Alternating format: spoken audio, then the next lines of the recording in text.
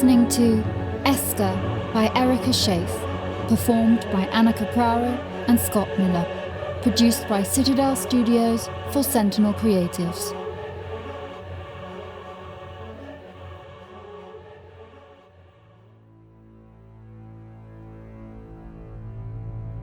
Orion, DSV-3, was built in the image of Alvin, DSV-2, complete with 2 highly maneuverable robotic arms, multiple maximum efficiency exterior sensors, and formed from state-of-the-art syntactic foam. It had the capacity to collect and store topographical data with impeccable speed and accuracy.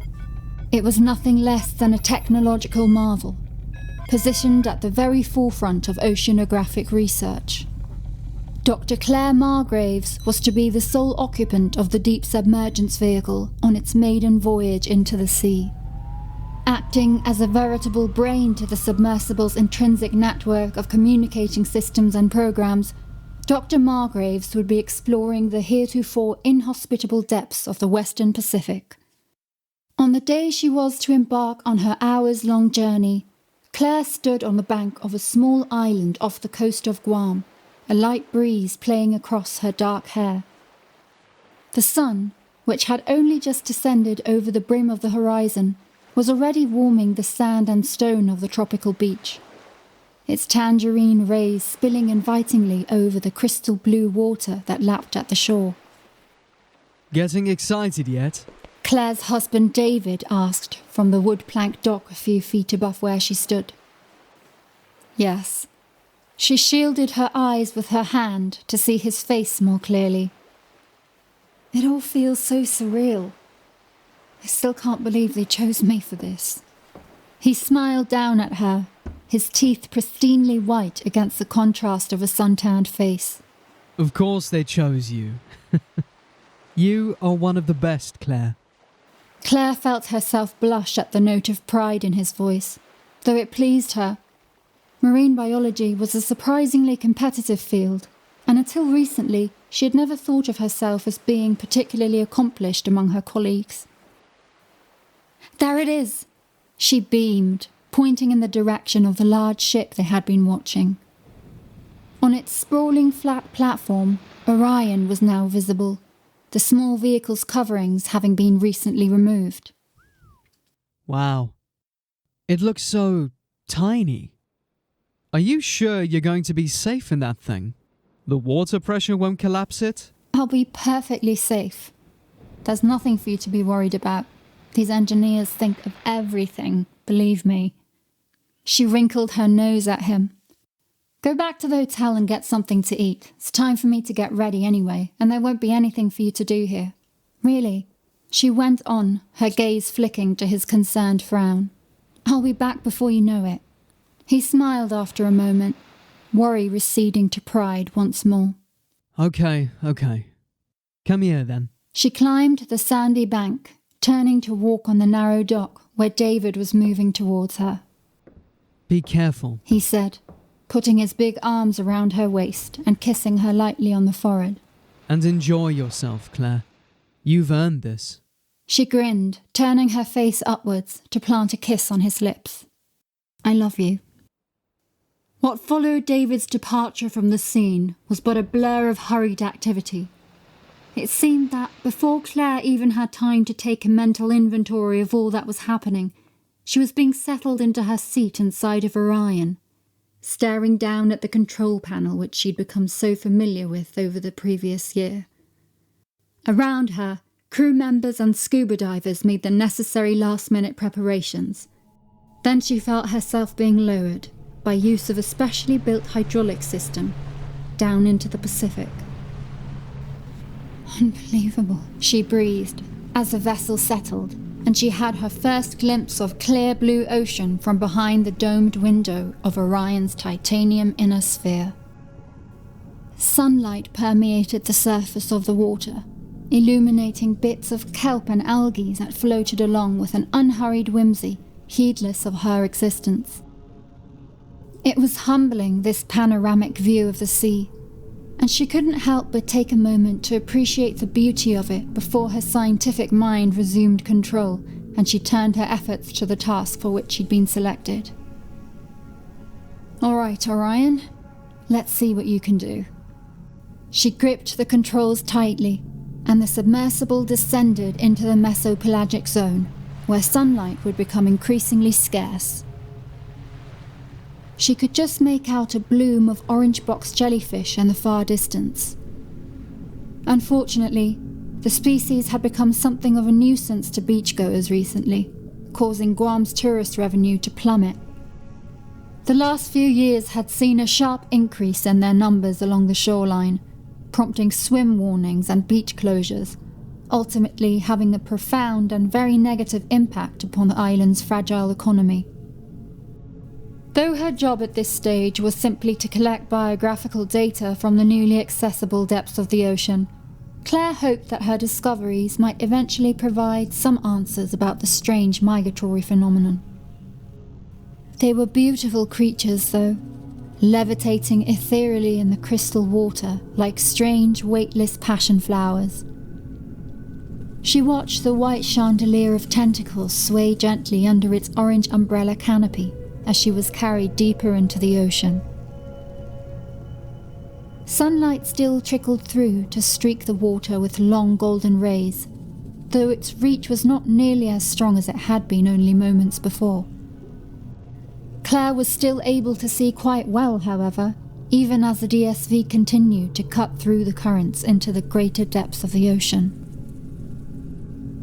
Orion's lights shone out brilliantly in front of her, illuminating the belly of a lithe little surgeonfish as it wriggled past the wide expanse of glass.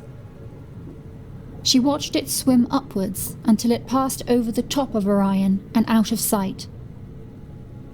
The rushed jerking of its movements had seemed frantic, as though it had been struggling to get away from something. Claire stared out carefully into the endless expanse of cobalt blue before her, but was unable to make out any other form which might account for the small fish's hastened dart. The water became as dark as pitch as the DSV approached a depth of 2,000 meters. The Mariana Trench loomed somewhere below Orion, in the blackness of the incomprehensible abyss. For a long while, there was nothing to see. The shadowy outlines beyond the beam of Orion's lights yielded no signs of life until the submersible had descended another 100 meters. There, a faint blue glimmer became apparent, just outside the reach of Orion's glow. It resembled a precious sapphire, but one that was able to emit its own haunting flame. Claire knew instantly what the appealing little light was, however. It, like the seductive siren's song of Greek mythology, promised rapture and intrigue, but delivered only pain and death. The lovely Esca belonged to an anglerfish, a predatory remnant of the Cretaceous era, with teeth like long bony needles in its hideous gaping mouth. Claire admired the fleshy bulb for a moment longer as Orion continued its persistent dive. It passed the 3,000 mark, then the 4,000. At a depth of 4,500 meters, Claire felt a surge of uninhibited excitement. This had been the absolute limit of Orion's predecessor Alvin's capabilities. She was crossing into waters which had never before been explored by a manned submersible. Her feeling of ecstasy was laced with a very small amount of fear.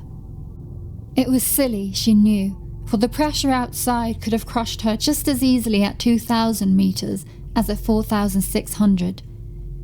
But the knowledge that this had never been done before added a thin layer of trepidation to her eagerness. She squared her shoulders, and Orion plunged onward, down to 5,000 meters. As her eyes swept slowly over the black blanketed scene before her, Claire experienced a pang of shock. In the inky depths below, somewhere near the mouth of Mariana, another sapphire blue light was visible. Claire blinked once, but the glow did not disappear.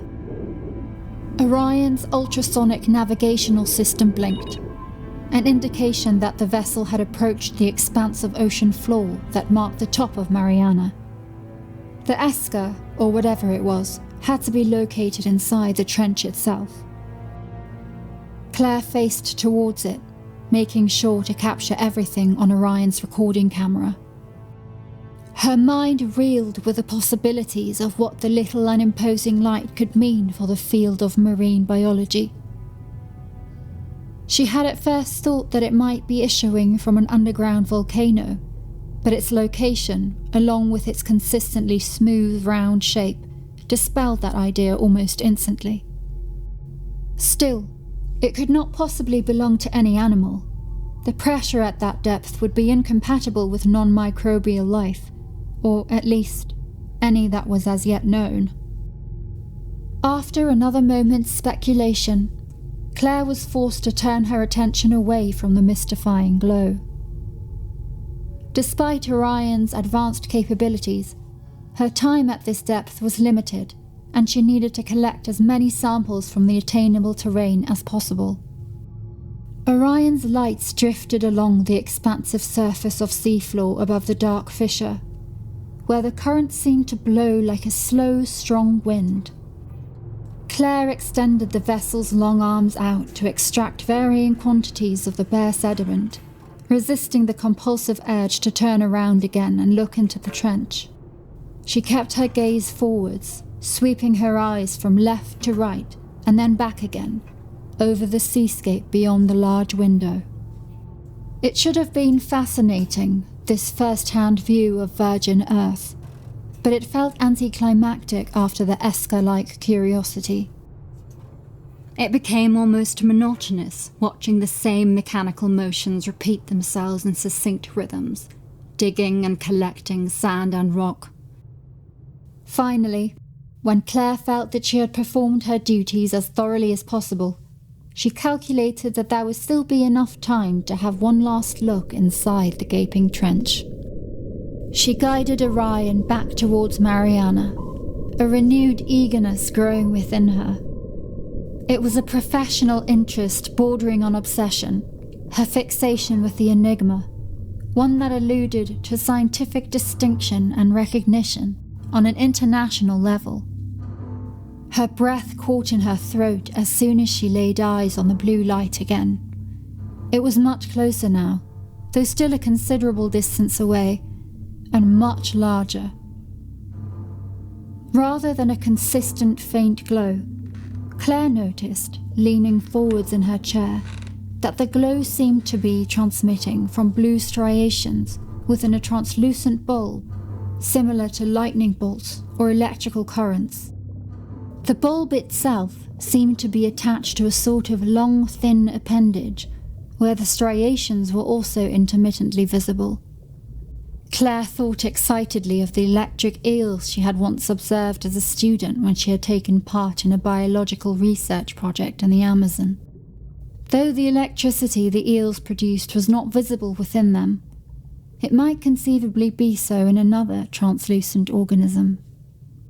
She sat in awe of the visual before her, bringing Orion even closer to the trench's opening. If she could only get a better view of the strange protuberance, she might be able to infer the type of creature it could belong to. Certainly, this was no anglerfish, for aside from being much too large, its appendage more closely resembled a tentacle than anything else. A thin, electrified tentacle, something that anglerfish most certainly did not have.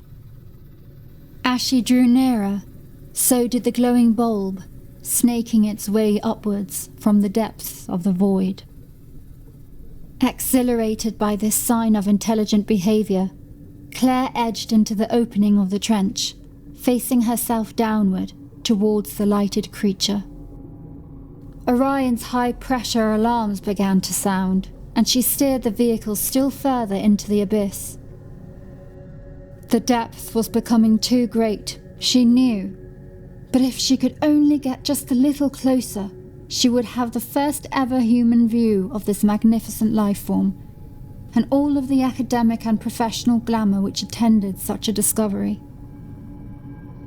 The appendage shot swiftly upwards. Claire gasped. It was even larger than she had imagined, imposingly so. As it approached, from much further down than she had originally imagined, the bulb itself eclipsed Orion. It continued to come towards her at lightning speed. Crying out, Claire was blinded by the onslaught of electric light. It, along with the wailing of Orion's alarms, was the last thing she remembered as contact was made and her skull cracked against the panel in front of her. Her mind was plunged into complete and utter darkness.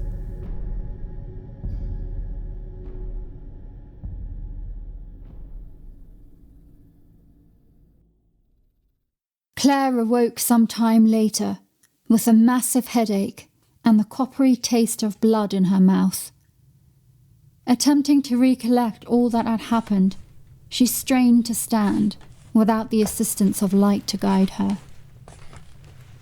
A familiar harness gave her resistance, and she recognized the feel of Orion's captain's chair below her. Like a nightmare, memories of the ocean, the trench, the Esca, flashed before her. A sickening fear turned her stomach over, culminating in a panic as she had never known. Oh my God. She blinked her eyes hard, wiping the sticky blood from her lashes and cheeks. All that awaited her, however, was pure, desolate blackness. She flicked Orion's light control with mounting desperation, and even punched wildly at the surface panel, but to no avail. What the fuck? She sobbed, clutching at her matted hair. What the fuck? Her heart was racing, her breath shallow and ragged. The logical part of her aching brain knew that oxygen was limited, knew that she had to calm down and assess the situation as calmly and rationally as possible. Still, it took a considerable amount of time for her mind to clear of the all-consuming dread, and she was left feeling light-headed and confused. The detachment mechanism, some soft, blessed voice advised from within her. Yes. She opened her tear-drenched eyes. Okay, where's the lever? Her hand groped in the darkness for a few moments, finally closing around the mechanism she sought. Taking a last deep breath, she pushed the button and engaged the lever. A mechanical lurching sound accompanied a last dying flicker of light as Orion's inner sphere broke free from the rest of the vehicle. This would result in the distinct disadvantage of Claire losing all control of the vessel and the precious samples she had collected. Seeing as the vessel was already non-responsive, however, she felt that the maneuver was by far her best option. The foam sphere was designed to float independently to the surface of the ocean as soon as it was ejected from the heavier components. Of course, she would be leaving millions of dollars worth of technology in the depths of the ocean behind her, but she could not afford to think about that now. At least she would be safe. She wondered, absently, how long she had been unconscious. Thought of how worried David would be when she did not return on time. What if she never returned at all? She refused to allow her thoughts to progress in that morbid direction any further. Everything will be all right. I'm going to be fine. I just need to breathe. Inhale. That's right. Now exhale. They designed this vessel with safety as a top priority. I will be fine. The inner sphere began to revolve in the water, drifting upwards. She knew, though her sense of direction was by now non-existent. Briefly, she caught sight of something blue and glowing, before her field of vision was turned away again. She shuddered at the thought of the electric tentacle with its hypnotizing bulb, hoping earnestly never to have to set eyes upon the once so desirable thing again. Professional esteem be damned. Leaning back in her seat, she drove the unpleasant thought from her mind and focused solely on effective breathing. She had begun to feel genuine relief when a sudden grinding noise, like metal upon stone, made her heart skip in her chest. The sphere slowed its movements, coming at last to a complete, gut-wrenching stop. All around her, the ocean was still uncompromisingly dark. Claire knew that the free-floating vessel had become lodged against something and was therefore unable to complete its ascension. Again, panic threatened to overtake her. It made her throat dry out and her fingertips feel as they were being pricked by 1,000 tiny, sharp needles. Again, she attempted to calm herself, though she doubted that any amount of clear thinking could provide her with a solution to this problem. After all, there was no fallback for ejection failure. The sphere itself was the last resort for the vessel's occupant. She let out an involuntary whimper, thinking of the door to the sphere, which could be opened manually in the event of such an emergency. The problem was that Claire had absolutely no way of knowing how deep she was trapped underwater, save for the complete lack of sunlight, which itself was fully disheartening. If the pressure were too great, the mechanism would be useless. But if she remained in the sphere for too long, the depleting oxygen stores would eventually run out. She was sitting back in her chair, paralyzed by fear and indecision, when Orion began to move again. Claire's neck craned painfully forwards as the vehicle was pulled backwards with extreme force, as though it had been caught up in a sort of whirling vacuum. Once she was finally able to look up again, Claire could, inexplicably, see the open night sky plainly through her front window. A shriek of exhalation issued from her as she observed what appeared to be a thunderstorm churning above Orion. Lightning flashed in thin streaks across a silent blue-black sky. Never had anything been so beautiful as this ominous weather. Claire rejoiced with abandon inside of the splendidly victorious Orion. Somehow, miraculously, she had done it. She had surfaced. It was glorious, unspeakably so. It was an almost perfect moment, and tears of inexpressible happiness rolled down her cheeks. Still, there was something not entirely right about the magnificent scene, though she wished she could ignore the unpleasant notion. She was still vaguely aware of the uncomfortable sensation of being pulled backwards. When she tried to lift her arm, she was met with the resistance of the sphere's opposing trajectory. Claire blinked, staring straight ahead as the realization hit her like a crushing blow. Her stomach sank, and her celebrations ended abruptly. What she was witnessing was not a storm. It was not lightning. It was not even the night sky. It was a tangle of pulsating, luminous striations, visible through a shiny film of translucent skin. No. She covered her eyes with her hands. No, no, no! Her entire body was lurched forwards, tight against the seat's harness, as the back of the sphere crashed hard into something. The electric tentacle slid down the front of the window, giving Claire an unobscured view of the ocean beyond. Her brain was at first unable to comprehend what her eyes were witnessing. It was how an ant might feel when confronted unexpectedly with the presence of a human being. An inadequate neurological system attempting to compartmentalize the abstract. Some primitive part of Claire rejoiced in the presence of the selenic light before her as it was, at least, a break from the tangible, hopeless darkness. A network of the unusual electric currents seemed to be extended all around her, contained in bundles within hundreds of tentacles. These translucent appendages culminated in a kind of pulsating trunk.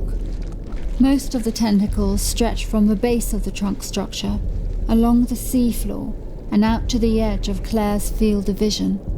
Some were curled or coiled, however, and each of these ended in enormous glowing globes, like the one that had first caught her attention. She squinted at them, still too perplexed to fully process the scene. Each of the coiled tentacles seemed to be wrapped around something, anchoring it to the sea floor. One had what looked to be a large whale or shark of some kind, though the body was mangled and flattened so that it was nearly impossible to recognize it as such. Another tentacle held something plant-like and leafy, though this too had been crushed and shriveled miserably. Claire's gaze drifted slowly back to the center of the enormous structure, or rather, she thought with a start, the enormous creature. For clearly, this thing, whatever it was alive. It was unlike anything imaginable, with its hundreds of tentacles, its spherical Esca, its networked system of electrical impulses. Those blue striations almost looked like flame-lighted veins and arteries, supplying life and giving energy to something.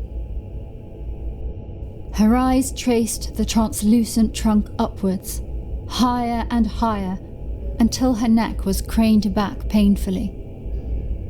Her mouth gaped open, and her eyes filled again with tears. Before her was a titan. The trunk of the creature stretched up into a sort of abdomen, above which rose a massive chest-like structure without any visible vertebral column or rib cage. It seemed to have two massive humanoid arms, though this part of the anatomy was so far above her that Claire could not see it clearly. There was a head that she could make out as well, connected to the body by a long, sturdy neck. These structures, too, were humanoid in shape, though they were on such a large scale that Claire had difficulty noting the fact. All around her, the water was illuminated by the electricity of the creature, creating a sort of undersea lightning storm. As if it moved under strobing lights, the Titan's motions appeared slow and choppy. Claire watched it, too amazed to be frightened for the moment. It was translucent all over, with the electrical vessels spindling through every part of it. Its tentacles worked endlessly, stretching and coiling as though they moved independently of the thing. Claire continued to stare up at the creature as its back began to bend into a slow, slumping posture. She held her breath as the chest, head, and neck began to lower. Closer and closer it came, swooping down over its tentacles, so that Claire could see what she regarded as the face of the creature for the first time. As the lightning burned under its skin, she could see that it had two enormous compound eyes, like those of a housefly. The segments were almost touching, which, in an insect, would signify that the being was male.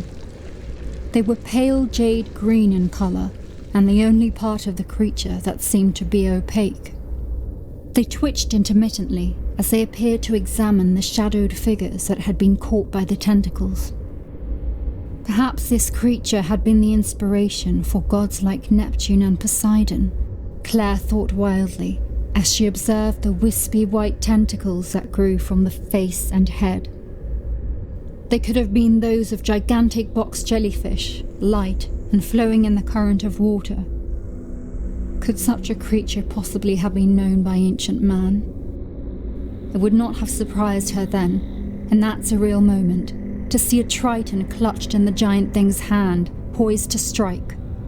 Certainly it could not ever have been witnessed at these immense depths. What looked like a stone ceiling loomed above the head of the thing, visible every so often in the flickering blue light. For some time, she had supposed the expanse to be the edge of the shelf along which Mariana was wedged, the very bottom of the trench itself. She laughed, a delirious, high-pitched sound that echoed with Orion's sphere, breaking through the absolute silence. The creature had come to the crushed, whale-like figure in one of the tentacles nearest to Claire. Its jade eyes twitched as the coil of tentacle tightened around the dead animal like a boa constrictor, but with no definition of muscle. The flow of electricity to the tentacle increased so that it emitted a strong and constant glow. She watched as the crumpled animal stiffened and jerked, just like it was being electrocuted. After a moment, the tentacle loosened, and the whale animal had vanished entirely. The head of the Titan creature moved on, stopping again in front of the plant-like form that was trapped in another of its tentacles. Again, its jade eyes seemed to consider the prey for a moment, before it too was engulfed in a coil of electricity. Claire was almost in hysterics when the thing's attention came slowly over to her.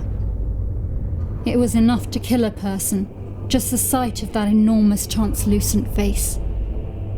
The eyes themselves would dwarf a city building, so that they were all she could see through the window as the thing considered her.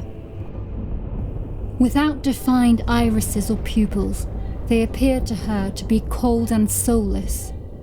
They belonged to something distinctly unhuman, despite the creature's crude resemblance to man. She winced as her heart gave a fluttering palpitation, and her lungs sucked in air that was now almost completely devoid of oxygen. The segmented eyes twitched, and Claire braced herself to be electrocuted, crushed, or even suffocated. Instead, she felt the incredible sensation of being thrust upwards. Her stomach lurched, and she vomited, choking and sputtering as her body fought to breathe. She could not seem to get any oxygen, however, and after another moment's struggle, felt her mind being plunged into blackness once again.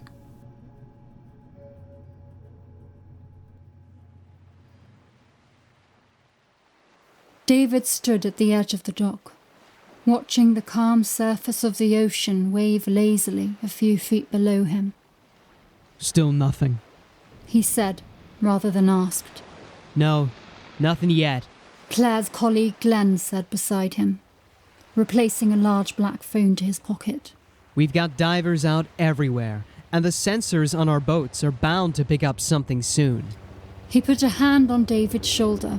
We've got another DSV on the way too, and I'm going to man it myself. I appreciate that, Glenn. But it can't get down as deeply as hers was going, can it? No, but I'm going to do everything I can. She should still have oxygen by then. David could tell that the biologist did not really believe what he was saying. If Claire truly were stuck somewhere down in that water, she would be breathing through the last of her stored oxygen as they spoke, if she had not used it all already. I just feel so damned helpless. David breathed, running his hands through his hair. She's alone. She's dying, and there's nothing I can do. I'm just standing here, and she's down there. Just down there. His shoulders shook, and he covered his face with his hands. Glenn's phone rang again, but David did not bother to listen in this time. The hope had gone out in him, and his composure had finally cracked. She was gone. His beautiful, intelligent Claire was gone from him forever, and there was nothing that he or anyone else could do about it. A hand gripped his arm. He turned slowly, feeling a hesitant semblance of happiness as he took in Glenn's bright expression. The biologist was pointing out in front of where they stood, and David turned to look, his stomach tightening. There, in the distance, the top of what looked to be a large sphere had broken through the surface of the water and was bobbing in and out of view. Divers were converging upon it as men shouted back and forth to one another, and motored speedboats circled in closer to the object. Is that... But David did not dare finish the question. Yes! Came Glenn's jovial reply next to his ear. Yes, it's her. It's Orion. David nearly fell over while clambering towards the water. Glenn kept a stronghold on him, restraining his effort to get to Claire. They've got her. They've got her. David watched the scene with his heart in his throat. The divers were doing something, and they seemed to him to be moving very slowly. Part of the sphere came open, thrust upwards toward the sky. Still, he could not see anything except for the mass of divers surrounding the vessel. Finally, a few of the men broke away from the crowd, and David saw the sunlight reflected upon a head of familiar dark hair between them. Oh God. Thank God. Then, turning to Glenn. Is she alive? Is Claire... But Glenn could not see any more of what was happening than David could. Overhead, a black helicopter cut crisply through the clear blue sky, coming to land on the platform of the ship on which Orion had been previously carried. Already, an oxygen tank and gurney had been set up there by the medical team. Come on. Said Glenn suddenly, helping David up from the dock. Let's get you over there, so you can go with her to the hospital. David hurried to his feet, depending on support from Glenn to get himself down to the banks and onto one of the speedboats. He could still see Claire. She too had been moved into one of the little boats, and was on her way to the awaiting ship, though he could not see if she was stirring at all underneath the blanket she'd been ensconced in. She was already on the platform when he arrived on board. His legs were shaking under him as he hurried towards the little gurney. Medics were bustling around him, blocking his way every few feet. Finally, he was close enough to see her. An oxygen mask covered her face almost completely, so that he could only make out a mass of dark matted hair, stained with dried blood and vomit. Is she alive? He called to the nearest medic, though even as he asked it, he could see the slight rise and fall of her chest underneath the thick blanket. Thank God. Oh, thank God. He said, closing the distance between them and taking her hand in his. Her eyes flitted open for a moment, and she stared over at him, looking pale and shocked. It's all right. He kissed her hand. Oh, Claire. Her hand gave the tiniest squeeze. She was very weak. Still, she continued to stare up into his eyes. Her irises appeared lighter somehow. The hair at her temples was the purest white, as though she had seen something down in the water, something that had terrified her to her very core.